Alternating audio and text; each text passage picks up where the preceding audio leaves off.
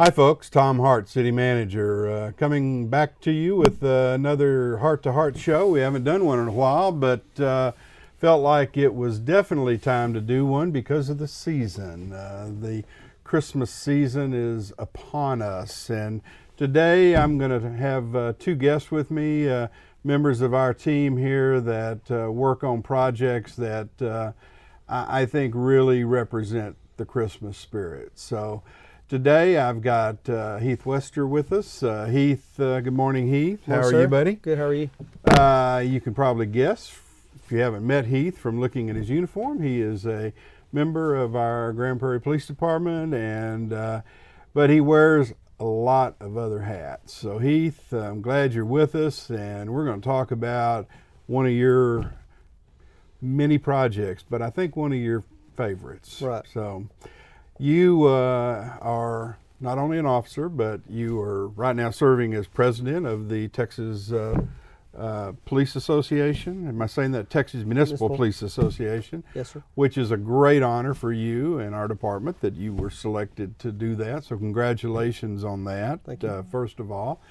But also you head up our Santa Cop program. Correct. Tell me about Santa Cop. It's probably the most fun I get to have every year. Okay. We get to serve about 500 families last year, and about 1,600 kids get gifts from our program. It's a lot of fun, and this year we're going to make it a little bit more fun. How's that? This year? Well, normally in the past we go out to different districts in the city and have the families come to us, and we unload presents off the truck. Mm-hmm. But this year we wanted to make it a little bit more, I wanted to make it a little bit more personable, get the community more involved, the teachers more involved. So what we're doing is we're going to be at the RJC the 14th and 15th. We split the city up. So those families who are going to be coming are going to come into the Ruthie. We're going to have Santa Claus, we're going to have carolers, we're going to have pictures, we're going to have hopefully some face painting going on for the kids.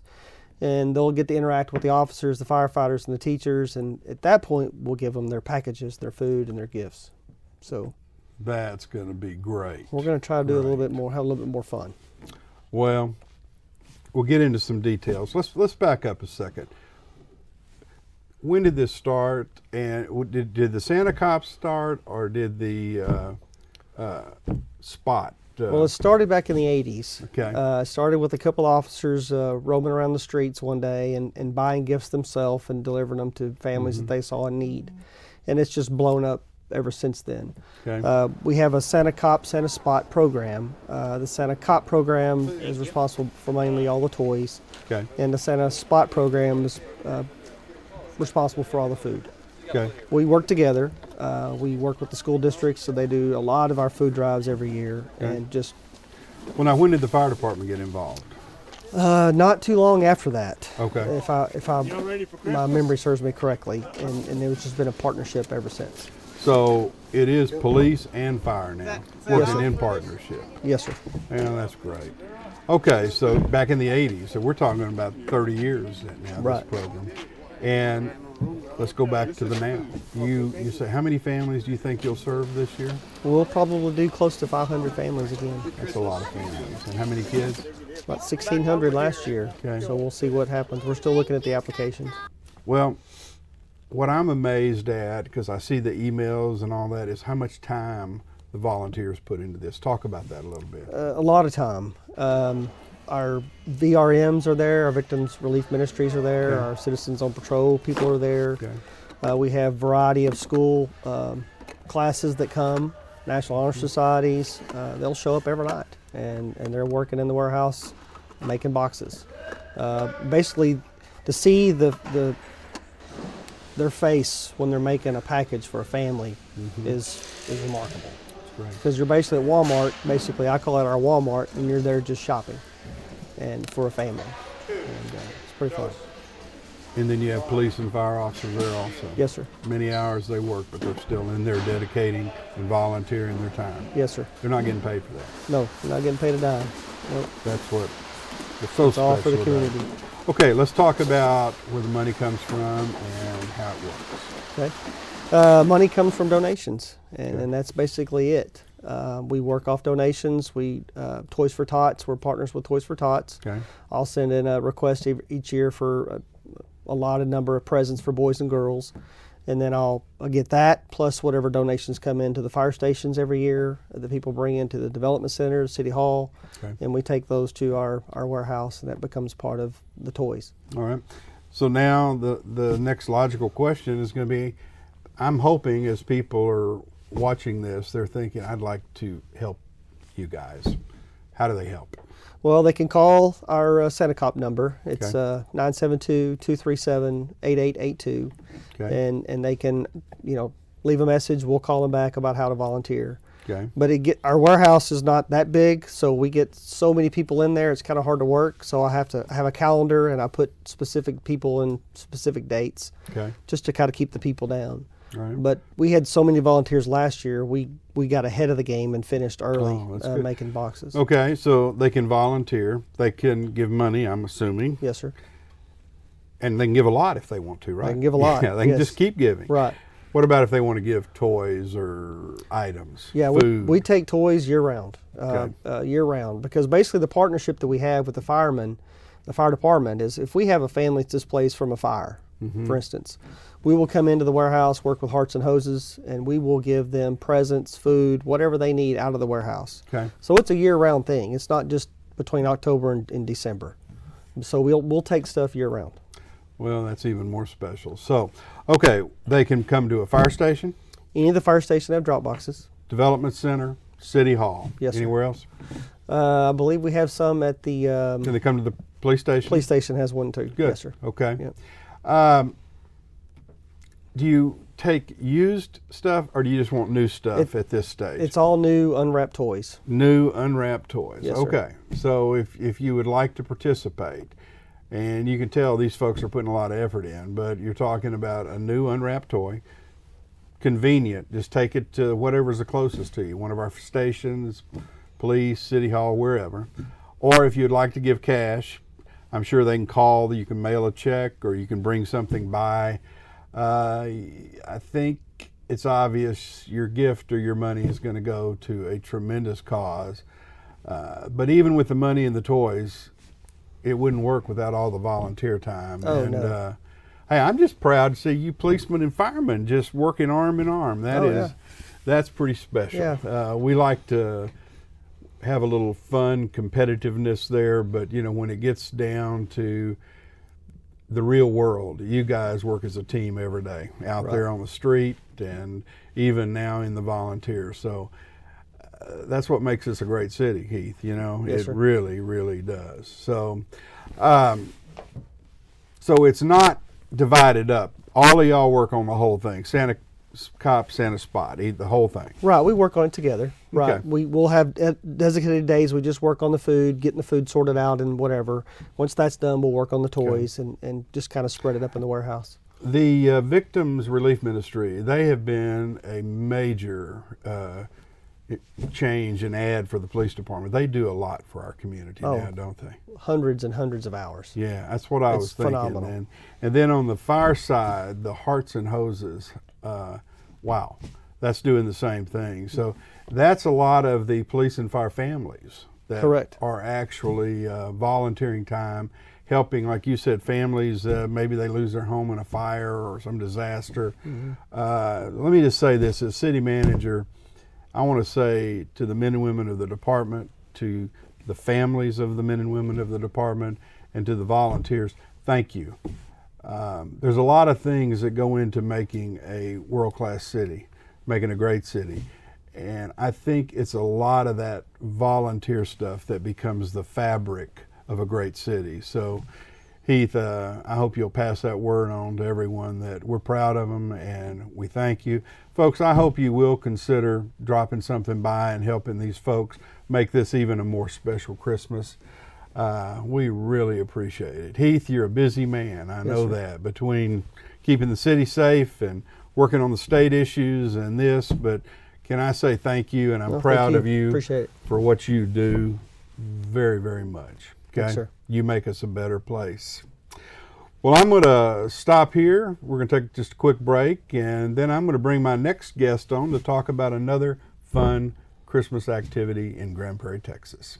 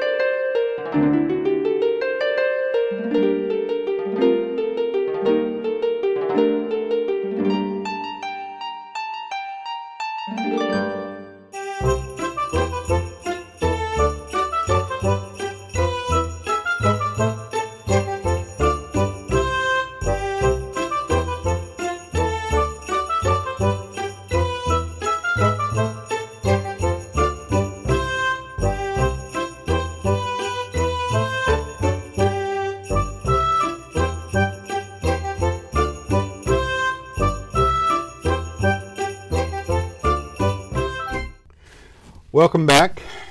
As I said, today I'm talking about some of the wonderful Christmas activities and programs that I think make our city great.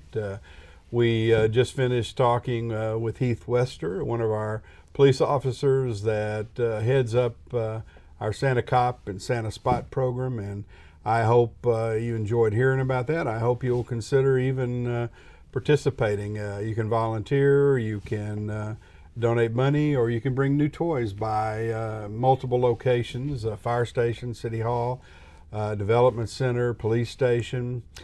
A couple of people I meant to thank in that, but Mike DeLobby with National Auto Body Part Sales donates the warehouse space to make that program work. So let me just say, Mike, thank you. You're a great corporate citizen, and we absolutely appreciate what you do for this program. You really are making a difference. And there's another major corporation in town, Amplex, that is a major donor to that program.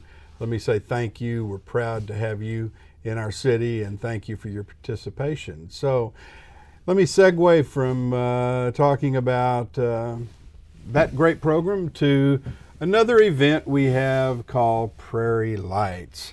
And Miss Prairie Lights, Beverly Grogan. Hey. Hey. Thank Welcome. You, Mr. Hart. Thank you. Beverly is the member of our team that heads up the Prairie Lights that has grown into a big time event for our city. So it has. It's a regional event now, Mr. Hart. We have groups coming from Abilene and Oklahoma just to see our Prairie Lights. So we are very, very pleased. Over 194,000 guests came last year. Wow.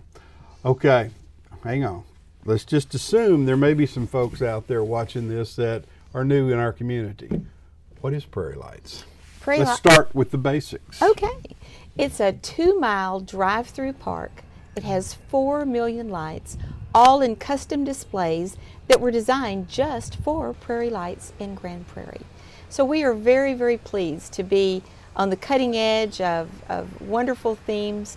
We partner with Josh Barnett's Productions out of California, who makes those designs so special for us, and they're always in lands. This year we have such fun lands as Prehistoric Christmas and a Carnival Christmas. We have elves on a roller coaster, but we also have wonderful things like our Season of Joy, a brand new beautiful nativity scene he designed for us, as well as for Kwanzaa and Hanukkah. So we invite everyone to come to Prairie Lights.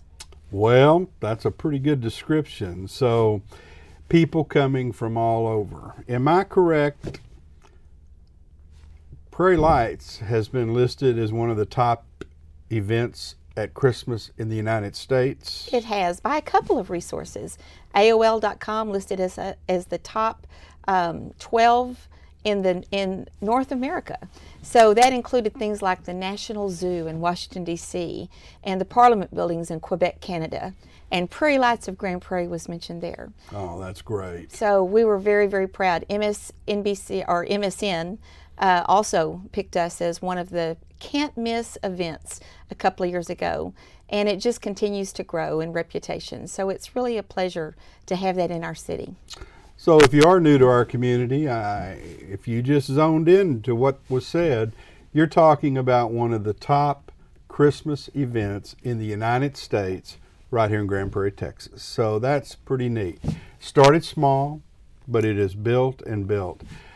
One of the things that I love about the program is what you guys have done, and that is you have partnered now with other cities that have become part of our Prairie Lights family. And the way I understand it, Beverly, is this year we will have a lot of new lights. So it won't be the same show as last year. Absolutely. We have all new custom displays thanks to everyone putting in their resources, and the City Council and you letting us create a new park, which allows us to make a revenue opportunity in those other cities. So we provide Round Rock, Texas and Sugarland, Texas, our previous year's displays. We get a little revenue from them, from their gate, that goes back into Prairie Lights to help us create new adventures for our Grand Prairie citizens. Well, that is just tremendously entrepreneurial, and it is making us such a special, fresh show every year. So, you know, I'm talking to some of the new folks that may not have been there yet. Well, I also talk to people in our city now that has become and is part of their family Christmas custom now. Every year they're at Prairie Lights. Every year I have families who say, we always come the second Tuesday. We always come the day after Thanksgiving. So it's a tradition for them. That's just the way they plan their holidays. And that makes it very special. It also makes it a challenge because we know we've got to keep it fresh. There's another part of Prairie Lights I didn't mention a while ago, and that's Holiday Village. And Holiday Village is an out-of-car experience. Folks get out of their car. We include carnival rides in the price of admission. But then they go into a tent where they can have their pictures made with Santa, which is a fundraiser for our Chamber of Commerce, another great partnership that we have. And then we have wonderful food, concessions, hot chocolate, kettle corn, you name it, we've got it there at Prairie Lights. We have a special gift shop that's got souvenirs as well as one of those last-minute stocking stuffer shopping opportunities, so people can do their Christmas shopping and still come to Prairie Lights. And then we have two very special activities. And one of those is in the Holiday Magic Theater. We have something called Cosmic Holiday. It's a laser and video immersion show. It's brand new. It was just created for Prairie Lights this year, and it's a lot of fun. Very, very exciting Christmas music with wonderful images. And then we also have the Lighted Forest Walkthrough, and that Lighted Forest Walkthrough allows the families, everyone wants to take pictures all through the drive, and we don't allow anyone to get out of their car for their safety. And so as a result, we have put in a walkthrough where families can take those holiday pictures in front of the displays and really create those holiday memories, which is the reason that Prairie Lights is in existence. Well, I know that because I have some great pictures of my granddaughter Good. In the forest walkthrough. I mean, there's some great photo opportunities out there. So, boy, that's just a great night out for a family. So we're excited about it. Let's talk about a couple of details on it. Weather. We are an outdoor park, Okay. so therefore we are subject to Mother Nature. Yeah. And so we hold it rain or shine. We stop short of public safety. If there is ice, if there's black ice, we work very closely with our emergency office here at the city. He keeps us posted, and if there's any danger for our guests, we will certainly close down. We will post that on our website, which is prairielights.org, or we have a hotline, 972-237-GLOW. And either one of those avenues can be checked before folks come out if they're concerned about the weather. Okay. But if it's just real cold, If it's just real cold, absolutely. no biggie. Run that heater in your car and dash on into Holiday Village and get some hot chocolate. Even if it's a little rain, you still can enjoy the lights. Absolutely. Okay, that's super. All right. Traffic. I know over the years you guys have worked very, very hard to make the traffic workable for both sides of the ledger. One, we want the experience of the folks coming to Prairie Lights to be good. On the other hand, we don't want to inconvenience our homeowners. So tell me what all's been done. I mean, I know the new roads that we've opened have helped a lot. They have. We have a lot of new access through Lynn Creek Parkway off of 360. As a matter of fact, we encourage our Grand Prairie residents to come down 360 and into Lynn Creek Parkway. Okay. That goes directly into Lynn Creek Park, Okay. so which is the home of Prairie Lights. So that's a perfect way. You can also go Lake Ridge Parkway off of Great Southwest, and we do have a very close cooperation and traffic plan with our police department to keep that traffic moving. The reason that there's a slowdown is that only one lane of cars get in the park to be able for maximum sightseeing. So as a result, we have to be creative to get people in off the streets. So we want folks to be patient, but we also do want our very best possibility to come in. Now we've introduced one more thing that can help some traffic. Okay. If folks don't want to sit in their car, we have something called the VIP experience.